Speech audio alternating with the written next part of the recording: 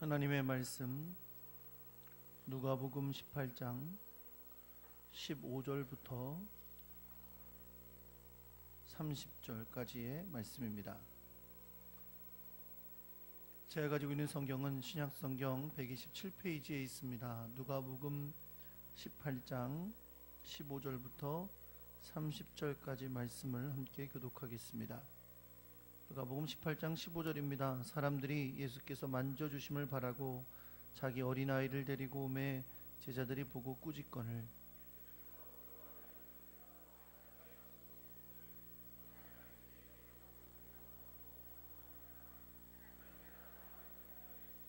내가 진실로 너희에게 이르노니 누구든지 하나님의 나라를 어린아이와 같이 받아들이지 않는 자는 결단코 거기 들어가지 못하리라 하시니라.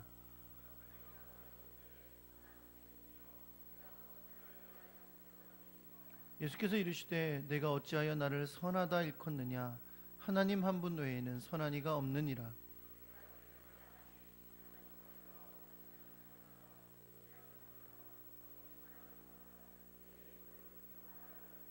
여짜오되 이것은 내가 어려서부터 다 지키었나이다.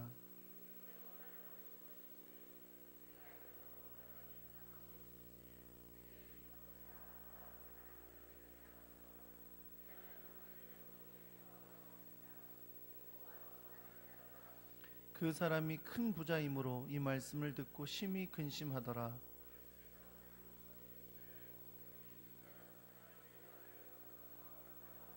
낙타가 바늘귀로 들어가는 것이 부자가 하나님의 나라에 들어가는 것보다 쉬우니라 하시니 이르시되 무릇 사람이 할 수 없는 것을 하나님은 하실 수 있느니라.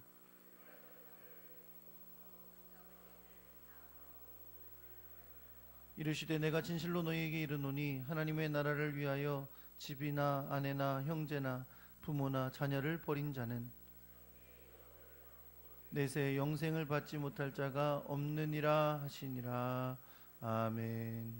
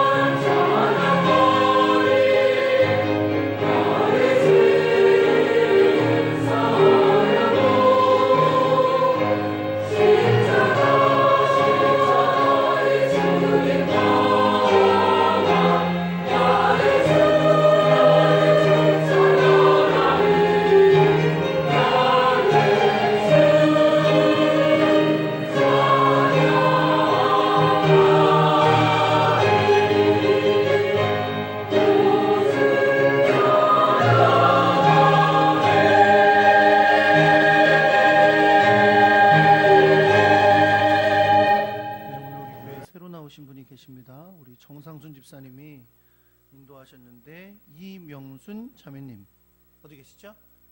네, 자리에 잠깐 일어나시겠어요? 네, 우리 박수로 환영하겠습니다. 네, 잘 오셨습니다. 기도하겠습니다. 하나님 아버지, 주님의 귀하고 놀라운 인도하심 가운데 우리 이명순 자매님을 오늘 우리 교회에 보내주셔서 감사합니다. 주님이 보내셨사오니 주님이 붙들어 주셔서 믿음 생활 잘하게 도와주시고 주의 크고 놀랍고 아름다운 비밀을 날마다 알게 하시며 동행하셔서 승리하게 하시고 앞으로 더 주님 안에서 행복하고 복된 인생 되도록 지키시고 인도하여 주시옵소서. 간구하며 기도하는 것에 응답하사 주님이 동행하시는 귀한 은혜를 맛보며 살도록 주님께서 은혜를 베풀어 주시옵소서. 하나님 아버지, 오늘도 우리가 주님 앞에 나와 예배하면서 하나님께서 주신 예물을 구별하여 헌금으로 주 앞에 드렸습니다. 주님께서 귀한 손길들을 기억하사 세상이 줄 수 없는 은혜와 평강과 사랑의 역사로 더하여 주시고 주님이 주시는 놀라운 은혜와 보호하심과 인도하심을 받기에 부족함 없게 역사하여 주옵소서. 험악하고 죄악된 세상 가운데 이길 힘과 지혜를 주시고 어려울 때 위로해 주시고 강건한 능력으로 붙들어 주사 주님이 기뻐하신 열매를 맺는 아름답고 복된 주의 백성들이 되게 하여 주옵소서. 주님 앞에 드려진 이 예물 하나님의 영광과 뜻을 따라 사용되게 하시고 온전히 주님 나라의 일을 이루게 하여 주시옵소서. 하나님, 이 시간에도 주님의 말씀을 듣습니다. 하나님의 지혜와 성령이 충만하여 주의 뜻을 깨닫게 하여 주시고 성령 안에 감동하사 우리로 결단하며 순종하는 하나님의 사람들이 되게 하여 주옵소서. 이 시간을 주님께 의지하며 우리 주 예수 그리스도의 이름으로 기도합니다. 아멘. 할렐루야. 옆에 계신 분들하고 인사하겠습니다. 잘 오셨습니다. 사랑합니다.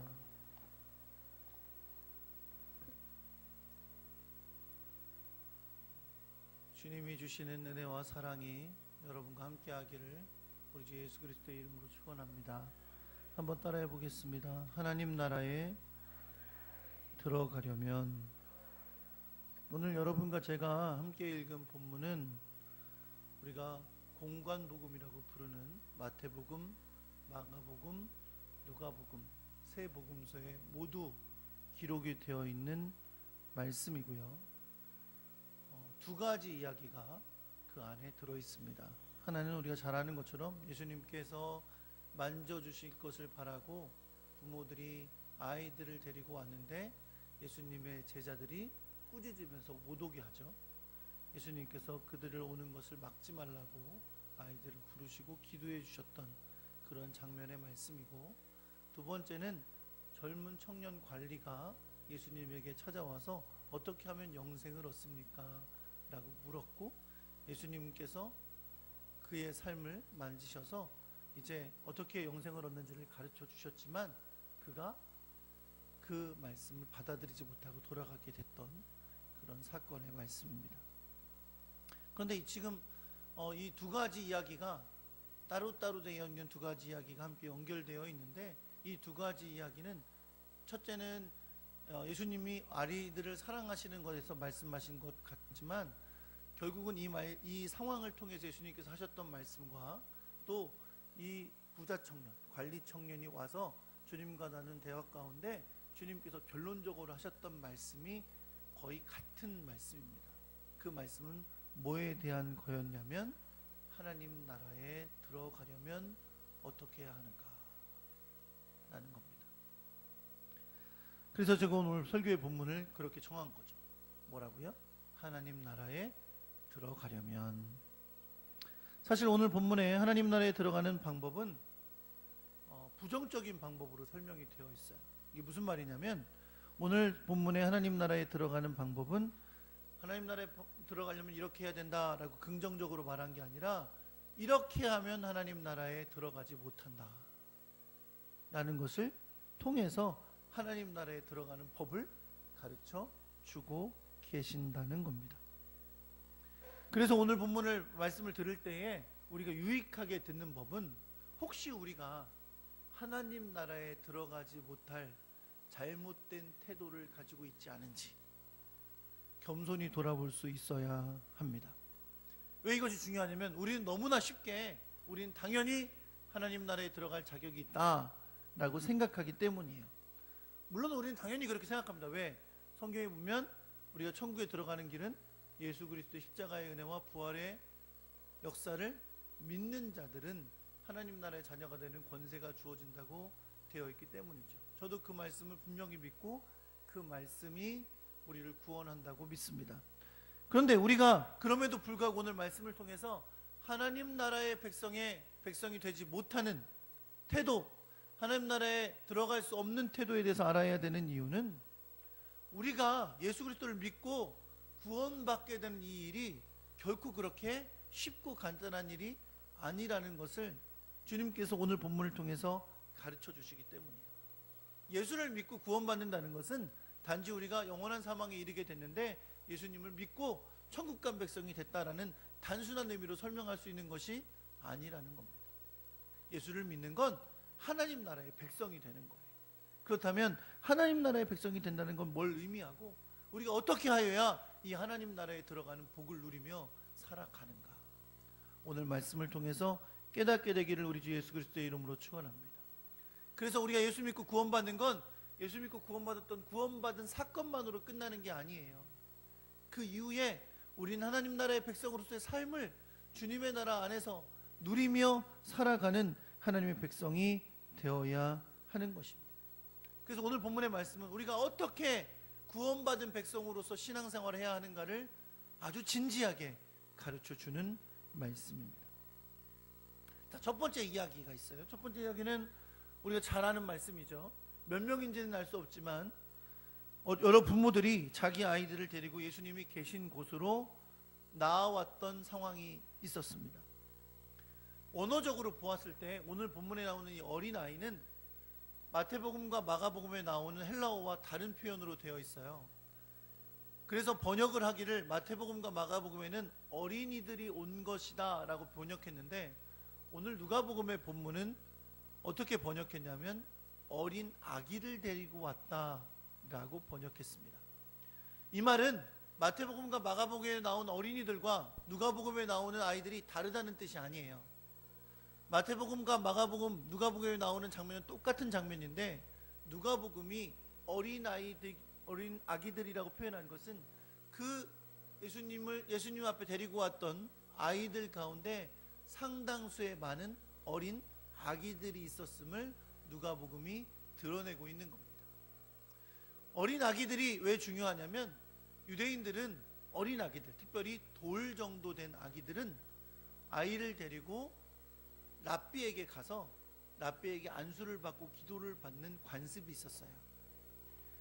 유대인들은 지금 예수님을 아주 위대한 선생님으로 믿고 있잖아요. 위대한 선지자, 위대한 랍비로 믿고 있기 때문에 많은 부모들이 예수님이 계신 곳에 찾아와서 다른 랍비들에게 부탁하듯이 예수님에게 만져주시고 기도해 주시기를 바라고 아이들을 데리고 왔다는 것을 말하는 겁니다.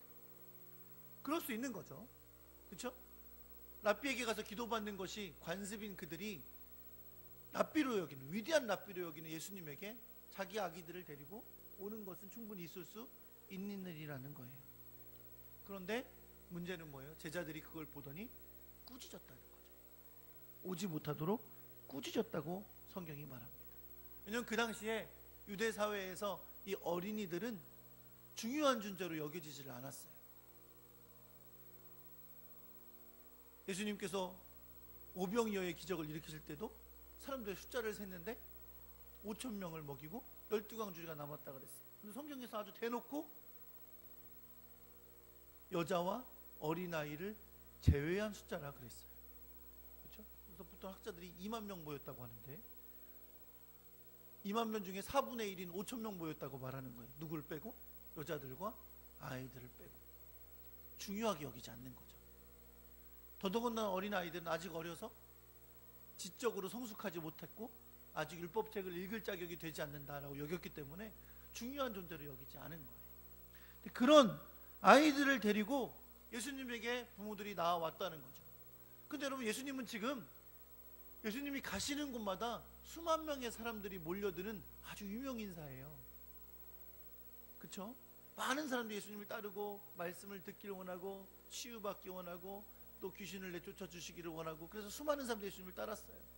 제자들의 입장에서는 이렇게 많은 사람들이 따르는 예수님에게 숫자도 세지 않고 별로 성숙하지도 않은 아이들을 데리고 와서 만져주시기를 바란다? 그건 용납할 수가 없는 거죠. 그러니까 제자들은 아이들을 데리고 있는 부모들에게 부모들을 꾸짖으면서 아이들 데리고 오지 말라고, 어디 아이들을 데리고 오냐고 이렇게 꾸짖었던 거죠.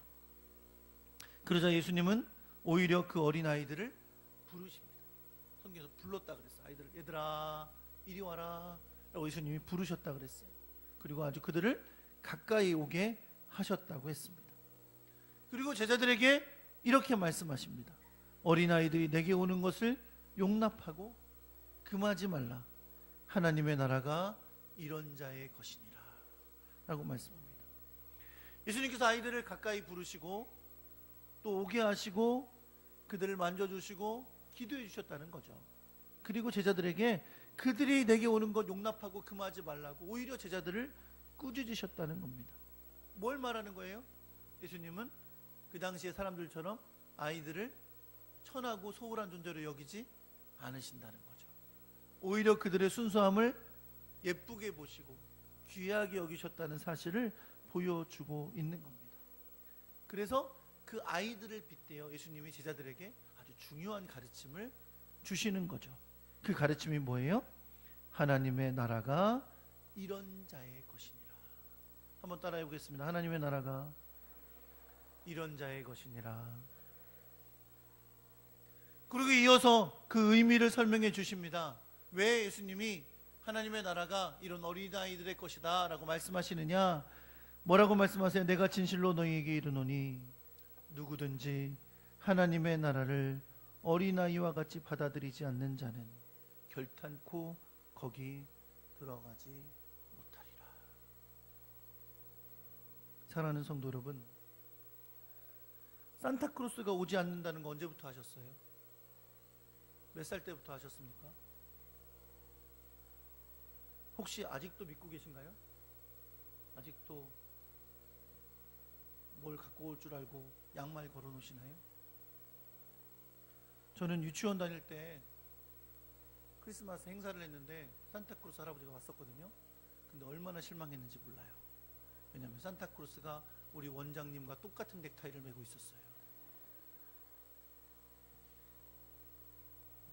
사실 여러분, 우리 생각에도 어린아이들, 그렇죠? 뭘 잘 몰라요. 아직도 산타크로스 있는 줄 아는 어린아이들.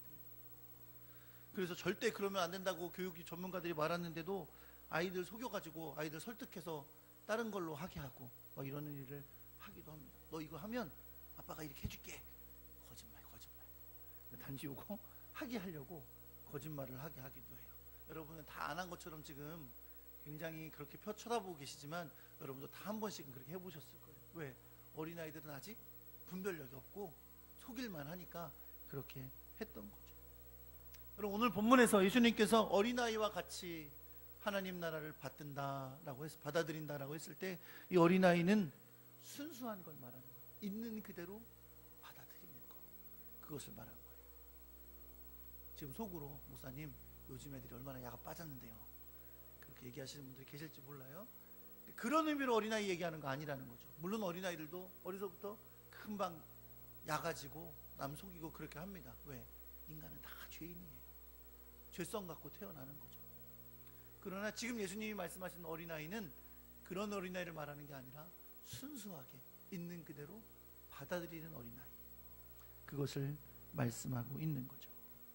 하나님의 나라는 어린아이처럼 있는 그대로 믿음으로 그 하나님 나라를 받아들여야 한다는 겁니다. 그런 자가 하나님 나라에 들어가게 된다라고 말씀하고 있는 거죠. 근데 제가 아까 말씀드렸잖아요. 이걸 예수님이 거꾸로 부정적으로 표현하신 거라고요. 그래서 어떻게 표현하셨어요? 어린아이와 같이 하나님 나라를 받아들이지 않는 자는 결단코 하나님 나라에 들어갈 수 없느니라. 오늘 여러분과 제가 오늘 말씀을 함께 나누면서 우리 마음속에 계속 질문해야 될 건 뭐냐면 이거예요. 한번 따라해볼게요. 나는 정말 어른이 아닐까? 왜 안 따라하다가 나는 정말 어른이 아닐까? 오늘 혹시 나는 하나님 나라를 받아들이지 못하는 어른은 아닌지 우리 마음 가운데 질문해 보시면서 오늘 말씀을 듣는 시간 되시길 바랍니다. 산타크로스가 정말로 있다고 믿는 어린아이들은 그냥 있다고 믿는 걸로만 끝나지 않아요.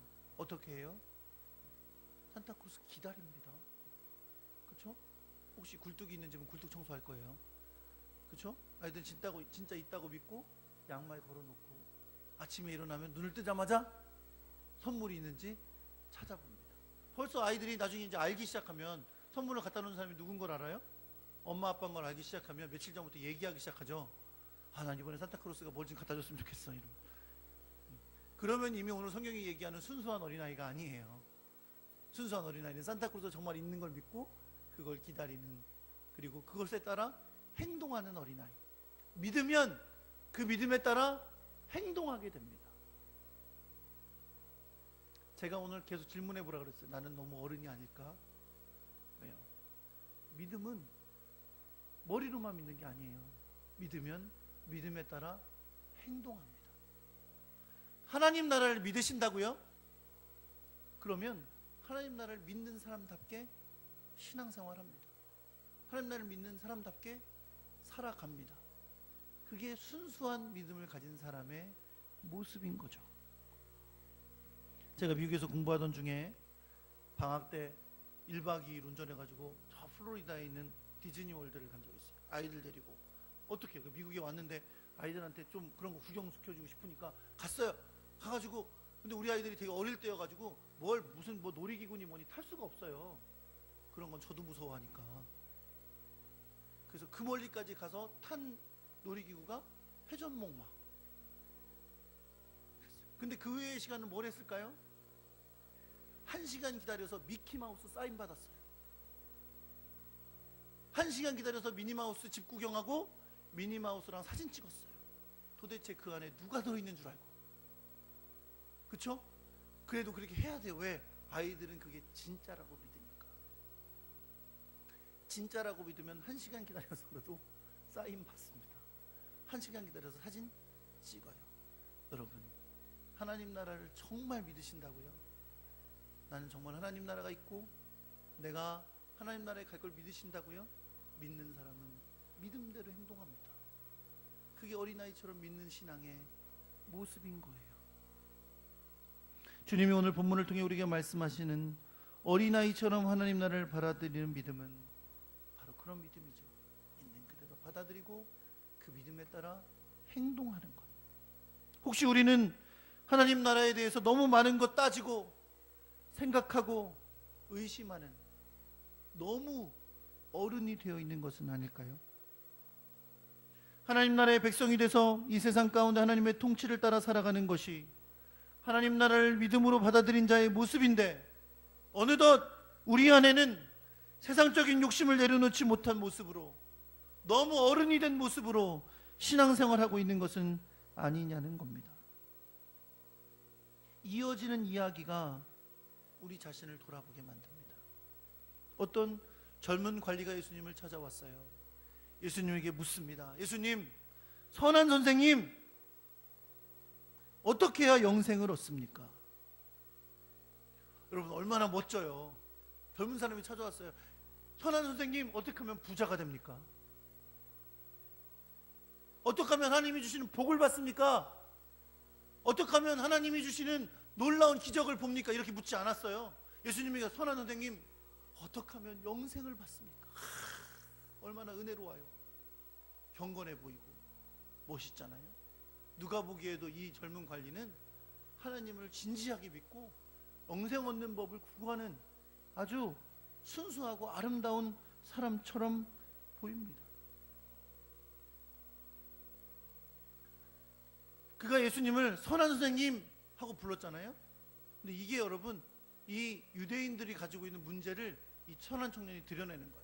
정말 하나님을 잘 믿고 순수하게 율법을 지키는 그 청년인데, 그 청년 마음 가운데 뭐가 있는 거냐면 이 세상 가운데 무언가 선한 것이 있을 수 있다고 믿는 거예요. 그러니까 예수님을 부르면서 선한 선생님, 어떻게 하면 영생을 얻습니까? 라고 묻는 거예요. 이 말 속에 뭐가 들어있는 거냐면, 그 선한 선생님은 영생의 길을 알고 있는 선한 분인 거예요. 그분에게 어떻게 하면, 무엇을 하여야 영생을 얻습니까? 라고 묻는 거죠. 나도 무언가 하면 선생님처럼 선해져서 영생을 얻지 않겠냐라고 묻고 있는 겁니다. 그런데 그것에 대해서 예수님은 지적하시면서 오늘 말씀을 시작하세요. 뭐라고 말씀하시죠? 내가 어찌하여 나를 선하다 일컫느냐?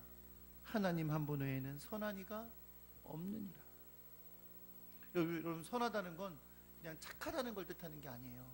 온전하고 옳은 것을 뜻하는 겁니다. 사랑하는 성도 여러분, 이 세상에는 절대로 완전히 선한 것이 없습니다. 오로지 하나님만 완전히 선하신 것을 믿으시기 바랍니다.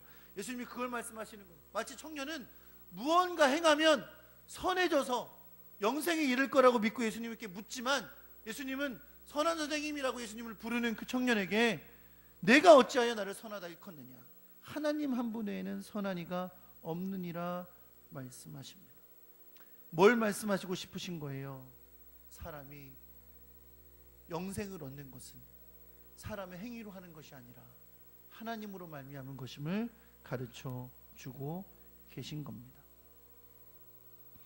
이 관리의 중심을 아시는 예수님은 이제 그가 믿고 지금까지 열심히 지켜왔던 영생의 길을 지적하시면서 오늘의 말씀을 이어가십니다. 다른 유대인들처럼 이 젊은 청년 관리도 열심히 율법을 지킴으로 영생의 길을 추구하던 사람이었어요. 그래서 예수님은 그에게 지켜야 될 계명을 말씀하셨어요. 그렇죠? 그런데 여러분 잘 주목해 보시면 예수님이 말씀하신 이 계명들이 다 우리가 하나님을 사랑하는 것을, 그리고 이웃을 사랑하는 것을 10계명으로 구분하잖아요. 10계명을 하나님 사랑과 이웃 사랑으로 구분하죠. 1계명에서 4계명을 하나님 사랑, 5계명에서 10계명을 이웃 사랑 그러는데, 예수님이 지금 말씀하시는 계명들은 다 5계명에서 10계명까지 있는 데서 나온 말씀이에요. 다시 말하면 예수님은 지금 너 지금 이렇게 네가 무엇을 행해서 선하게 될 거다, 행해서 영생을 얻을 거다 생각하는데 그렇게 정말 해왔냐? 라고 물으시는 거예요. 그때 이 청년관리가 대답합니다. 뭐라고요? 이것은 내가 어려서부터 다 지켰습니다. 우리는 그의 답변을 통해 그가 얼마나 진지하게 율법을 지키려고 했고 영생의 길을 찾던 사람인지를 알 수 있어요. 동일한 이야기를 기록하고 있는 마가복음 10장에 보면 예수님께서 이렇게 대답하는 이 청년 관리에 대해서 그를 보시고 사랑하셨다라고 말씀했어요. 참 보기에 귀하게 여기셨다는 거죠. 그렇게 진지하게 율법을 지키고 영생의 길을 찾고 있는 그 청년을 아주 귀하고 아름다운 사람으로 보셨다는 겁니다. 그런데 그렇다고 그가 영생의 길을 얻을 수 있는 게 아니었어요. 예수님이 그래서 그에게 필요한 한 가지를 이제 말씀해 주십니다. 뭐라고 말씀하세요?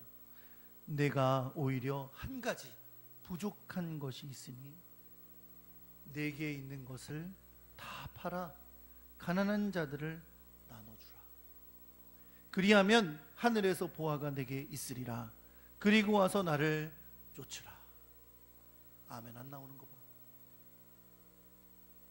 성경 중에서 제일 아멘 안 나오는 구절이에요. 이게 아멘이 안 나와. 그렇게 할 자신이 없거든요. 다시 해야지. 내가 오히려 한 가지 부족한 것이 있으니 내게 있는 것을 다 팔아 가난한 자들을 나눠주라. 그리하면 하늘에서 보화가 내게 있으리라. 그리고 와서 나를 쫓으라. 지금까지 너무나 사랑스러운 모습으로 영생의 길을 찾던 이 청년 관리는 예수님이 그를 너무나 사랑하셨기 때문에 해주시는 이 한 가지 말씀, 네가 참 사랑스러울 만큼 열심히 하나님을 섬겼고 율법을 지켰고 열심히 영생의 길을 찾았는데 한 가지 부족한 게 있다. 그 한 가지만 해봐. 그 한 가지가 뭐예요? 내게 있는 것 다 팔아 가난한 자들 나눠줘라. 그리고 나를 따라라 라고 말씀하시는 거예요. 그런데 이 말씀을 들은 청년 관리가 크게 근심하고 돌아갔다 그랬어요. 이유는 단순해요. 성경에 뭐라 그랬어요? 그가 큰 부자였기 때문이다. 만약 그가 가난한 사람이었다면 여러분 이게 근심거리가 되지 않았을 거예요. 왜? 나눠줄 게 없어. 팔아서 나눠줄 게 없어요. 그냥 나오면 돼요. 그런데 이 사람 문제가 뭐예요? 큰 부자였어요. 그러니 주님이 말씀하신 대로 내게 있는 것을 다 팔아 가난한 자에게 나눠주라. 팔 게 너무 많아. 나눠줄 게 너무 많아요. 내가 주님을 따르기 위해 다 팔고 나눠줄 게 너무 커요. 그런데 여러분, 내게 있는 것을 다 팔아 가난한 자들을 나눠주라. 그리고 와서 나를 쫓으라. 성경에 그렇게 기록되어 있지 않아요. 중간에 한마디가 들어있어요. 뭐라고 들어있어요? 내게 있는 것을 다 팔아 가난한 자들을 나눠주라. 그리하면 하늘에서 보화가 내게 있으리라. 그리고 와서 나를 쫓으라. 사랑하는 성도 여러분, 그럼에도 불구하고 분명히 예수님께서 하늘에서 보화가 내게 있을 거라고, 영생을 추구하는 그에게, 하나님 나라에 들어가는 길을 찾는 그에게 하늘에서 내게 보화가 있을 것이다 라고 말씀해 주셨음에도 불구하고 그는 이걸 포기하고 주님의 길을 따라가는 순종의 길을 택하지 못했습니다. 예수님은 낙타가 바늘귀로 들어가는 것이 부자가 하나님의 나라에 들어가는 것보다 쉽다고 말씀하셔서 진지하게 영생의 길을 찾으며 열심히 율법을 나름대로 지켜오던 한 청년관리를 통해 예수님을 믿는 것이 무엇인지, 구원받은 하나님의 백성, 하나님 나라의 백성의 모습은 무엇인지를 제자들에게 매우 중요하게 가르쳐주고 계신 겁니다. 여러분, 당시 유대 사회에서 부자가 되는 건 하나님의 복이라고 여겼습니다. 하나님이 선하게 살아온, 하나님을 잘 믿은 사람에게 물질의 복을 주신다고 여겼어요. 그래서 부자가 하나님 나라에 들어가기 어렵다. 어느 정도로? 차라리 낙타가 바늘귀로 들어가는 게 더 쉽다 말씀하신 정도로 어렵게 말씀하시니까 사람들이 다 놀랬다 그랬어요. 26절에 보니까 그럼 누가 구원을 받습니까? 라고 말하는 거. 왜? 부자라는 것은 하나님 나라가 가깝다는 뜻이에요. 그러니 부자가 된 사람은 하나님 나라에 가까운 건데, 아니 부자가 천국에 들어가는 게 낙타가 바늘귀 들어가는 것보다 더 어렵다면 도대체 누가 구원을 받습니까? 라고 물은 거예요. 예수님이 이렇게 답하십니다. 무릇 사람이 할 수 없는 것을 하나님은 하실 수 있느니라. 뭘 말씀하시는 것입니까? 구원은 사람으로는 도저히 할 수가 없는 거예요. 어떻게 해요? 오로지 하나님이 이루신 예수 그리스도의 구원의 길만으로 이 일이 가능한 것을 말씀하고 있는 겁니다. 이 부자 청년에게 말씀하신 것처럼 하나님의 나라는 진정으로 하나님 나라를 믿는 자가 들어가는 것을 여러분 믿으시기 바랍니다. 부자 청년은 예수님께서 그에게 있는 것을 다 팔아 가난한 자들에게 나눠주라 라고 명령하시면서 하늘에서 내게 보화가 있으리라 라고 하셨는데 그 명령에 순종할 수 없었어요. 왜요? 내가 가지고 있는 재물이 너무 많아서 그 재물을 포기하는 게 너무 어려워서 이 말씀을 믿을 수 없는 거예요. 하늘에서 내게 보화가 있으리라. 영생을 찾는 사람이, 하나님 나라를 찾는 사람이 하나님 나라에서 보화가 있다는데 그걸 믿지 못하는 거죠. 왜요? 내가 가지고 포기해야 될 재물이 너무 많아서. 그러니 예수님 말씀하시는 거예요. 거 봐라, 부자가 하나님 나라 들어가기가 얼마나 어려운지 낙타가 바늘귀로 들어가는 게 오히려 더 쉽다. 하나님 나라는 단지 죽지 않고 영원히 사는 영생의 길을 찾아 우리가 생각하는 선한 일을 행함으로 들어가는 것이 아닙니다. 주님은 하나님의 나라에 들어가는 길은 예수님을 따르는 제자의 길이라고 말씀해 주고 계신 거예요. 그래서 28절에서 30절까지의 말씀이 결론적으로 우리에게 가르쳐 줍니다. 베드로가 예수님에게 묻습니다. 이렇게 말합니다. 보옵소서, 우리가 우리의 것을 다 버리고 주를 쫓았나이다. 여러분, 우리가 이 말씀을 하는 제자들을 보면서 너무 잘 알고 있는 게 있어요. 지금 베드로가 말하잖아요. 보옵소서. 주님, 우리가 우리의 것을 다 버리고 주님을 쫓았습니다. 근데 우리 뭘 알아요? 아이고 그래 봤자 예수님 돌아가실 때 되니까 다 도망갔잖아. 그렇게 큰 소리 쳐봤자 너 예수님 죽으실 때 예수님 3번 부인했잖아. 다 알아요. 그죠? 성경을 원체 잘하니까. 다 버리고 쫓았으면 뭐하냐? 다 그렇게 배신할 거면서. 그러나 여러분, 예수님은 분명 뭐라고 말씀하셨어요? 사람이 할 수 없는 것을 하나님께서 하실 수 있다. 여러분, 결국 이들을 다시 세우시고 하나님 나라의 귀한 일꾼으로 쓰셨습니다. 다 도망갔었지만, 예수님을 3번이나 부인했었지만 그를 다시 찾아가셔서 위로해 주시고 내 양을 치라 약속하시며 그를 다시 일으켜 주셨어요. 사람은 연약해서 할 수가 없어요. 그러나 하나님이 그 일을 행하신 것을 여러분 믿으시기 바랍니다. 그러나 그들이 그렇게 연약함에도 불구하고 주님은 제자들이 모든 것을 다 버리고 주님을 쫓은 것을 귀하게 여기셨어요. 29절에 보면 내가 진실로 너희에게 이르노니 하나님의 나라를 위하여 집이나 아내나 형제나 부모나 자녀를 버린 자는 금세에 있어 여러 배를 받고 내세에 영생을 받지 못할 자가 없느니라. 결국 예수님이 말씀하시는 영생을 얻고 하나님 나라에 들어가는 건 누구에게 주어지는 겁니까?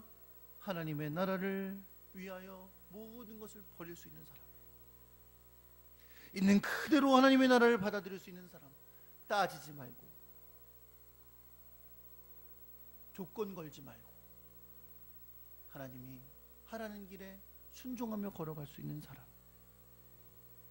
그렇게 하나님 나라를 받아들이는 사람, 그 사람이 하나님 나라에 들어가는 복을 얻게 되는 겁니다. 종종 돌잔치에 가면 재밌는 거 봐요. 돌잡이 하는 거. 부모들은 이 돌이 된 아이가 돌잡이를 할 때 굉장히 신경 씁니다. 그렇죠? 뭘 잡느냐, 그렇게 되지 않는 거 다 알면서, 그렇죠? 다 알면서도 신경 써요. 아기들은 어떻게 해요? 아무것도 모르잖아요. 돌된 아이가 뭘 알아요? 알면 알아서 고르겠죠. 그렇죠? 뭘 고르길 바라세요? 네? 괜찮아. 뭘 고르길 바라세요? 다 돈 고르기 바라요. 돈. 그렇죠? 요즘은 또 그게 부족하니까 장난감 청진기를 갖다 놓더라고. 요즘 또 아이들은 막 가수 되는 거 좋아하니까 마이크도 갖다 놓고 막 그래요. 아이들은 자기가 좋아하는 장난감 있는 거 갖다 폭 집으려고 그래요. 그렇죠? 그럼 엄마가 어떻게 해요? 잡으려는 순간에 탁 잡아요. 잡으려는 순간에 탁 잡아가지고 방향을 돌려. 계속 애를 억지로 막 방향을 돌려가지고 손을 잡아다가 꼭 돈 잡게 만들어요. 아니면 무슨 판사본 뭐 이겠죠? 그거 잡게 만들어요. 무슨 장면이에요? 순수한 어린아이와 더럽혀진 어른이 만나는 장면이에요. 순수해 보였고 영생을 구하는 진지한 청년처럼 보였던 이 청년 관리. 그러나 그는 하나님의 나라를 어린아이처럼 순수하게 받아들이는 사람이 아니었어요. 왜요? 그가 부자였기 때문에. 말로는 영생을 찾는 것처럼 보였는데 네가 다 팔아서 가난한 자에게 나눠줘라. 그러면 저 하늘에서 네게 보화가 있을 것이다. 귀에 안 들어와요. 뭐만 들어와요? 다 팔아 가난한 자들에게 나눠주라. 그리고 나를 쫓으라. 그것만 들어와요. 하나님 나라 안 들어와요. 왜요? 너무 많아요. 돈이. 하나님 나라를 위해 버려야 될 돈 너무 많아요. 따지고 생각해 보니 하나님 나라 받아들일 수가 없는 거예요. 하나님의 나라는 단지 죽은 뒤에 가는 나라 아닙니다. 그래서 주님은 우리가 영생을 받는 것뿐 아니라 현세에서도 주님을 따르기 위해 버린 것에 대해 여러 해를 받고 여러 배를 받고 내세에는 영생을 받을 거라고 약속해 주셨어요. 우리는 하나님의 나라의 백성으로 살아갑니다. 그러나 주님을 위해서 포기해야 될 게 있어요. 내려놓아야 할 것이 있어요. 그러나 그것이 주님의 명령이라면 순수하게 주님의 뜻을 따라 걸어가면 주님이 이 생에서도 몇 배로 복을 주신다고 약속하셨고 내세에는 영생을 주신다고 약속하셨습니다. 안 믿어져요? 그게 바로 우리가 너무 어른이 됐기 때문이에요. 며칠 동안 계속 너무 많이 세상을 알았던 젊은 사람들이 했던 여러 가지 행동 때문에 구설수가 아주 크게 올라서 온 나라가 그 뉴스로 뒤덮였어요.